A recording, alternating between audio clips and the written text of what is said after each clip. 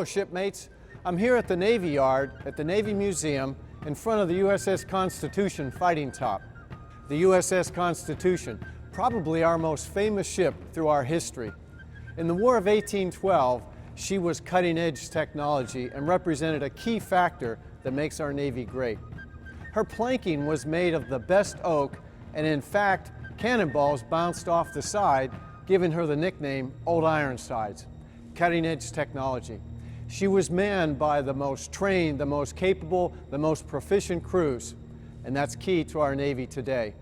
And she was led by bold and accountable commanding officers during her time.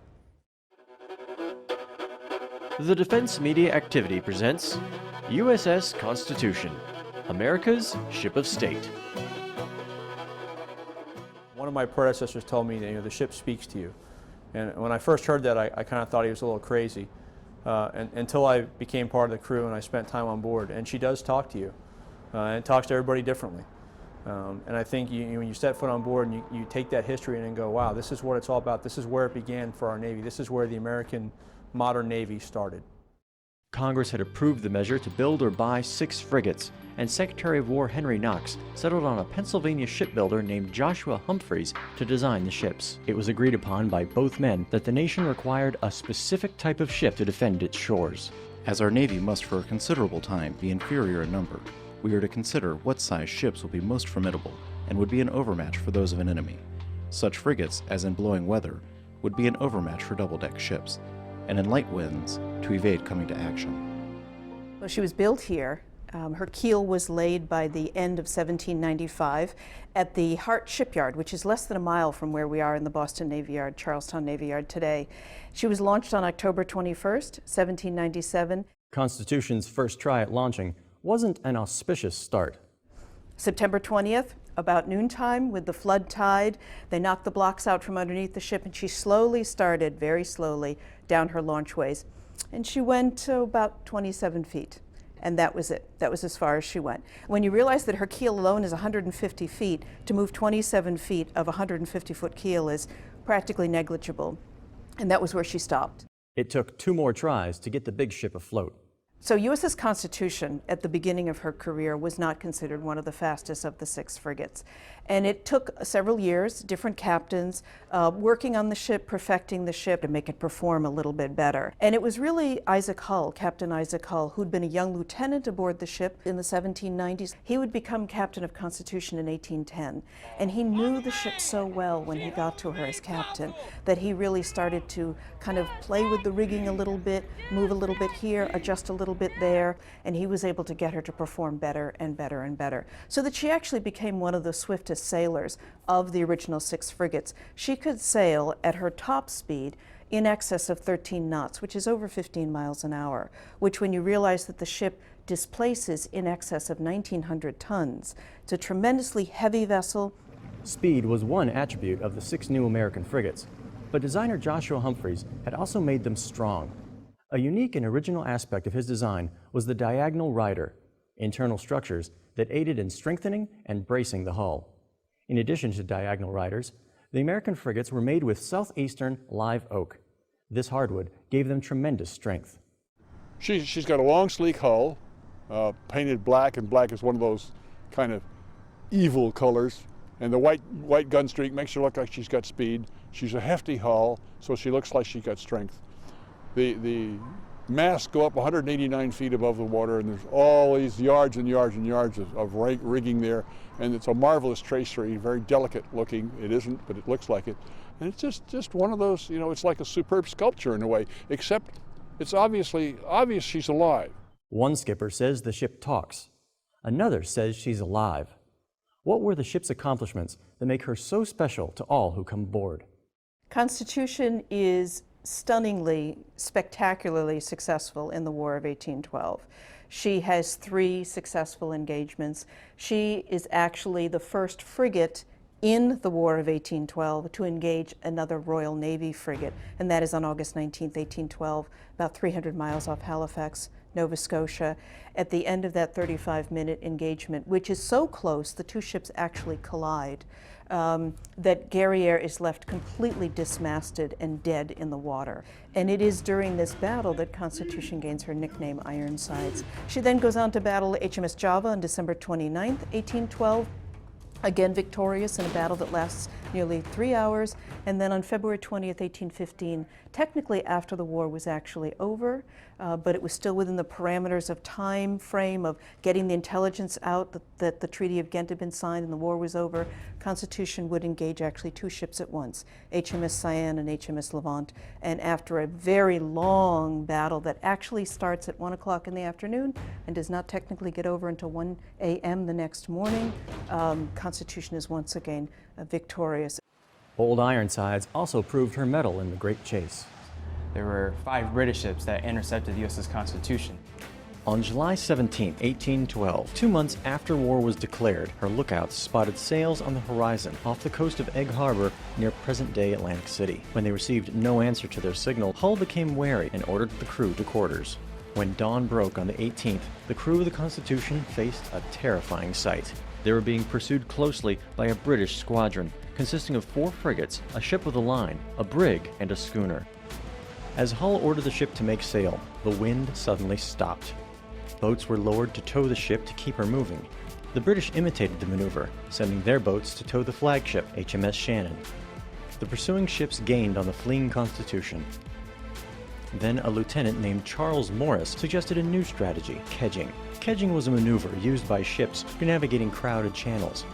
The ship's anchor and cable were rowed out as far as possible by boats, dropped into the water, and then pulled back using the ship's capstan, pulling the ship forward. The sailors set to work attaching a length of rope to the anchor cables. The maneuver worked, and Constitution slowly moved forward. Chase continued another full day, with sailors rowing ahead, dropping the anchors, and pulling their ship forward. Then a heavy squall passed over Constitution, allowing her to disappear from sight and escape the British squadron. She's come to represent our coming of age, our gaining of international respect, and she's also brought the various segments of the country together, being proud to be Americans. The ship's legacy actually began earlier. During the conflict with the Barbary States, Constitution, under Commodore Edward Preble, led the task force that redeemed the honor of USS Philadelphia and led the bombardment of Tripoli and the capture of Derna. And it is during the Barbary War that Constitution starts to gain her tremendous reputation. It is also where the United States Navy and the United States Marine Corps, of course, really has some spectacular successes. If you know the Marine Corps hymn, of course, the phrase from the halls of Montezuma to the shores of Tripoli, that phrase to the shores of Tripoli actually reflects the Marines marching across the desert to capture the city of Derna. Captain, well actually he was a lieutenant, Stephen Decatur, would be the one who would recapture USS Philadelphia with the instructions from Commodore Preble to recapture Philadelphia. And it is such a spectacular recapturing and blowing up of this vessel in the harbor of Tripoli, right under the walls of the palace at Tripoli. For this action, Lieutenant Stephen Decatur was promoted to captain at the tender age of 25. He is still, to this day, the youngest naval officer promoted to that rank. Andrew Jackson, 7th President of the United States, hero of the Battle of New Orleans, whose portrait is on the $20 bill, was known as the champion of the common man. During his inauguration, he opened the White House and let everybody in and basically threw a large party. The Hermitage in Nashville, Tennessee, was home to Jackson and his family. He bought it in 1804 and lived there the rest of his life. Old Hickory died in 1845, and the Hermitage fell on hard times, but the Ladies' Hermitage Association assumed ownership in 1889, and over the years they've transformed it into one of our nation's most authentically preserved presidential home sites. I want to take this time and sincerely thank you for all that you do in the name of freedom. We welcome you to Nashville and the Hermitage, the home of President Andrew Jackson, anytime. Learn all about Old Hickory at the Hermitage in Nashville, a beautiful American treasure. Constitution is a grand sight, even under only 3 sails. After the War of 1812, as the need for a navy seemed diminished, Constitution was laid up in ordinary. in active service from 1816 until 1821. She then served in the Mediterranean Squadron until 1828, when she returned to Boston. The Secretary of the Navy at that time, John Branch, had sent out a letter to all the Navy yards asking for material status reports on all the ships and how much it would cost to put each of them back into first-class operating condition. But somehow it got garbled in the newspaper in Boston that the Secretary is getting ready to scrap Constitution. And Oliver Wendell Holmes, who was a young medical student at Harvard at the time, he was incensed at the idea that Old Ironsides was going to be taken apart and scrapped after all the service that she had given to the country. And so he wrote a very, very stirring poem that was first published here in Boston and then was picked up by other newspapers in the country. And the poem begins, "I tear her tattered ensign down. Long has it waved on high, and many an eye has danced to see that banner in the sky. Beneath it rung the battle's shout, and burst the cannon's roar. The meteor of the ocean air shall sweep the clouds no more."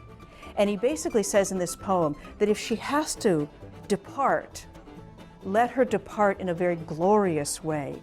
Allow her to go out into her native element and sink beneath the waves. And he wrote the poem, and it very quickly just flashed across the country, probably faster than the Star-Spangled Banner did after Key wrote it in 1814. The poem gained fame, and the ship wasn't scrapped. And the Navy said, we were never going to do that. We just need to do a tremendous amount of work on the ship, and we have to allocate the funds. And it took several more years for the funding to come about. But partly also, too, a dry dock was being built here in the Charlestown Navy Yard. The dry dock was begun in 1827, and it wouldn't be completed until 1833. And so the restoration, the rebuilding of Constitution was delayed, not just because of funding, but it was delayed because they actually wanted to use this brand new dry dock here. And so USS Constitution is the very first ship to ever be brought into Dry Dock 1 here in the Charlestown Navy Yard. A dry dock that would see Old Ironsides come back as she needed refitting again and again. Estimates vary to what percentage of the ship is still the original wood, but a history of craftsmanship and artisans maintaining this ship has kept it strong and vibrant. Yeah, I mean, I grew up in this area, and first time I was on that ship, I was like, let's see, 5 years old, I think. My old man took me there when I was a kid, and so I was always aware of it. But the hardware that they would have had, which would be stanchions for sure, any gun carriage hardware, yeah, I mean, it all got made, you know, all the gun locks to fire the guns, all that stuff. Metal technology, was very sophisticated, really. Yeah, people use the word technology today like it just means something on the internet, but technology, it means much more than that, as we know, but yeah, they can make all the equipment they needed, so it wasn't crude. People associate handmade and crude, but they aren't. Constitution kept returning to Boston throughout her history for repairs and refitting, and a cadre of craftsmen and shipworkers kept her seaworthy. Today, in a building next to the dry dock, that tradition continues. In the loft, a sailmaker patches and repairs sails so the ship can continue to move with the wind. The ship's full complement of sails could cover a full acre of land, and carpenters work to cut and maintain beams that need replacing on the gun deck. Hatch gratings are stored and maintained, and shipboard maintenance goes on. One of the ship's restorers describes what they're doing. Right now we're working on gun deck beam number 16, which will be put in midship of the gun deck. It's a great sense of pride, and makes you feel like you're working on a piece of history every day. The dry dock period that ended in 1833 allowed the ship to continue in active service. In 1844, under the command of Captain John Mad Jack Percival, Constitution began a 3-year around-the-world cruise. She searched for coaling stations for a fleet that was turning to steam. The ship had America's first adventure in Vietnam, then went on to reconnoiter Pearl Harbor. In 1849, back in the Mediterranean Sea, the first pope to set foot on U.S. sovereign territory was Pius IX as he visited Old Ironsides. Next was the African station with Constitution interdicting slavers. The ship continued in first-line active service till 1855, 58 years since her commissioning. Decommissioned and at Portsmouth Naval Yard, the ship sat until 1857, when she was overhauled to be a classroom ship. Recommissioned in 1860, the Constitution was moved to the United States Naval Academy at Annapolis, Maryland, classified as a second-rate ship. She continued in that role until 1871. Inactive again, and now at the Philadelphia Naval Shipyard. In 1875, repairs were begun to get the ship ready for the 1876 centennial. Repairs were not complete for the centennial, but she was made ready as a ship to transport the American exhibits to the Paris Exposition of 1878. After her return to the United States, she became an apprentice training ship, and while sailing off Fort Monroe, Virginia in 1881, Private Hendrickson of Battery A, 3rd Regiment, U.S. Army, took the only known photograph of Constitution under sail. Just a few months later, Constitution was out of service again and at the Portsmouth Naval Yard. She was outfitted with a barn and began a period as a receiving ship. What the government had decided to do with the USS Constitution as far as using her as a barracks. When I first saw those pictures, I can honestly say I was shocked that it came to that point to take a wonderful ship such as this and use her for that purpose as a barracks. I was a bit perplexed. They brought her back down to Boston in 1897 to celebrate her 100th birthday. And at that point in time, people started getting interested. Not everyone thought she should be restored. I think one of the funniest things was around 1903, Secretary of the Navy Charles Bonaparte, of that family, said, oh, she'd make a good target for the new battleships. Target for battleships? President Roosevelt had Charles Bonaparte made Attorney General. And she would sit here in the Charlestown Navy Yard for 10 years, nearly 10 years, with that barn still on her. And in 1906, there would be a kind of superficial restoration carried out on the ship. The barn was removed, a sailing rig was put back on board.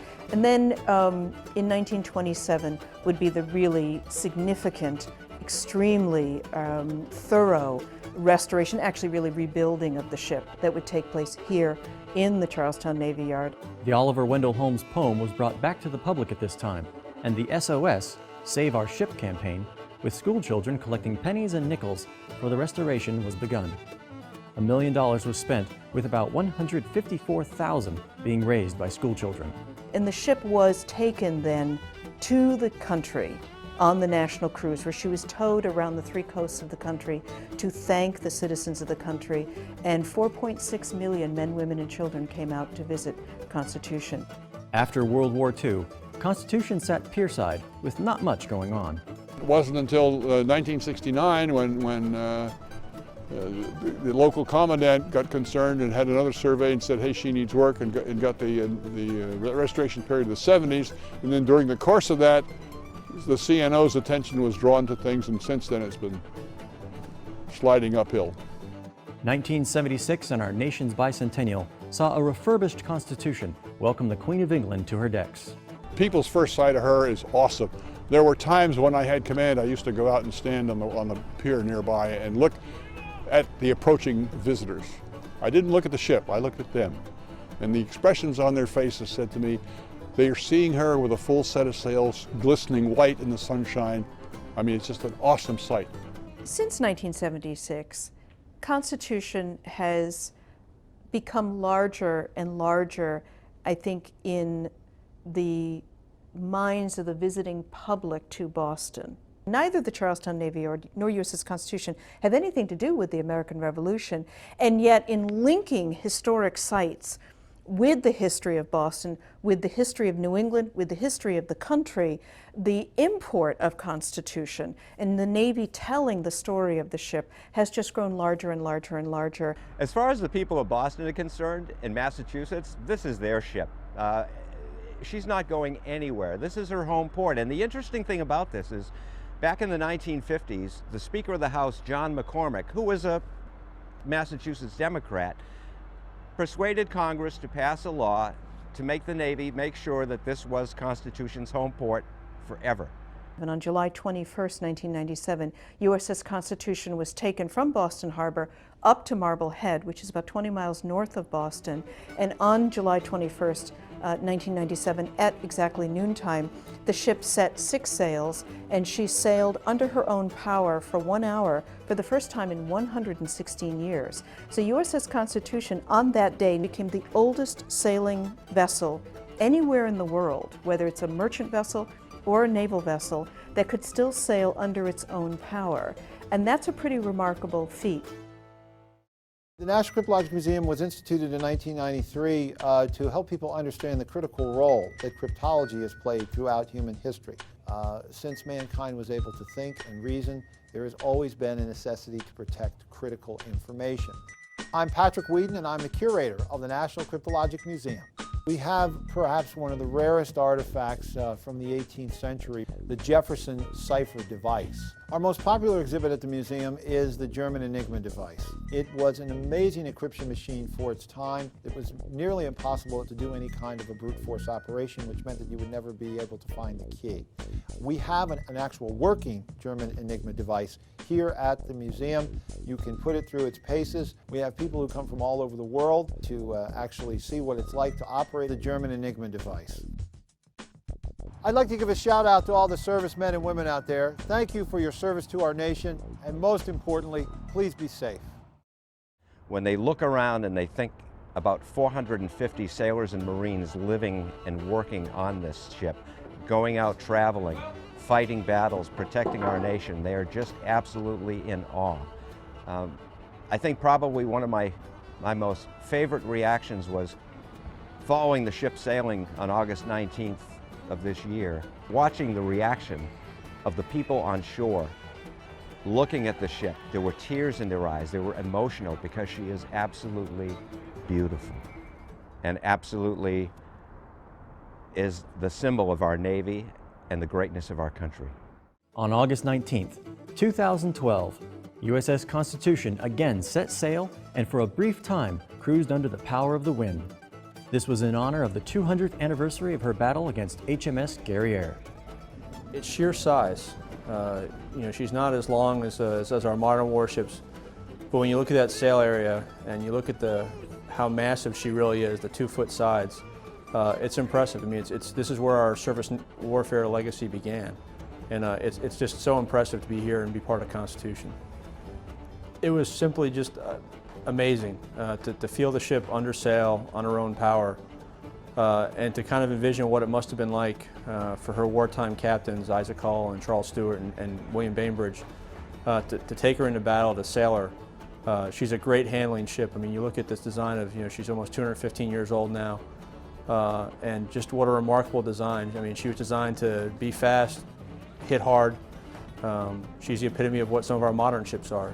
I think when people come aboard, at first they look at it as just like some other artifact or museum that you go to.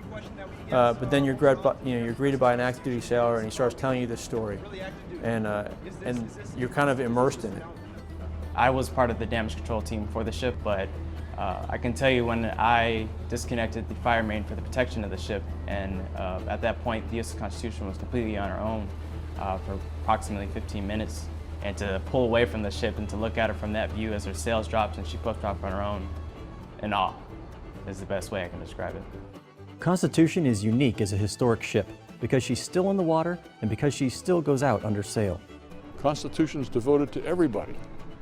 All the people that served in her, from the most senior to the most junior, and they all contributed. And you get that sense.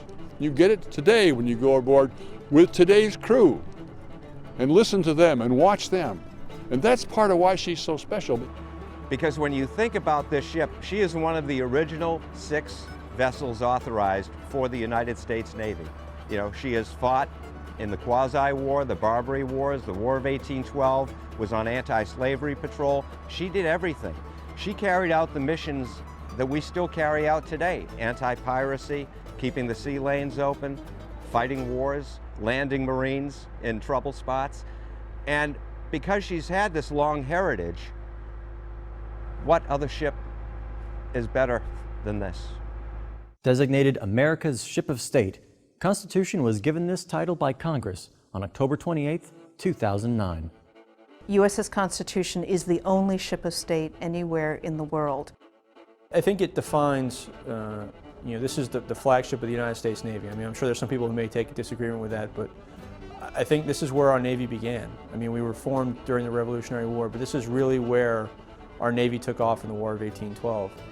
And I think, it represents what the Navy stands for, what America stands for, is that we've kept the seas free, not just for ourselves, but for everybody. We take the fight to the enemy, and that's, Constitution served in that role both as with force or diplomacy, whatever the case needed.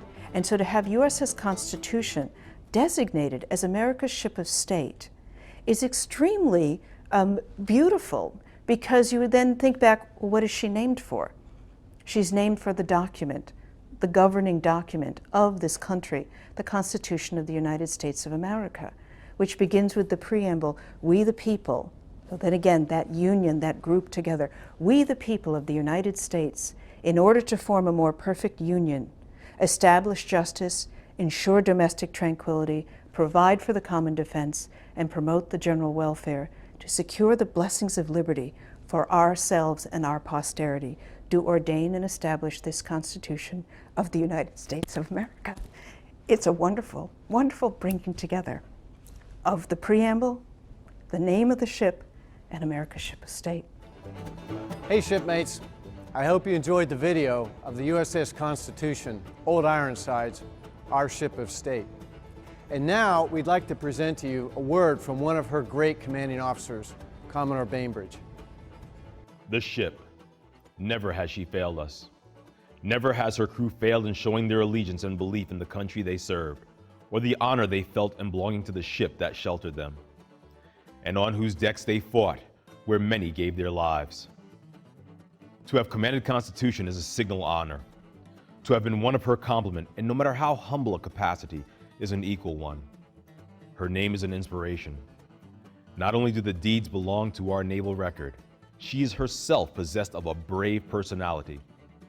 In light weathers, in storm or hurricane, or amid the smoke of battle, she responded with alacrity and obedience, and seemed ever eager to answer the will of her commander.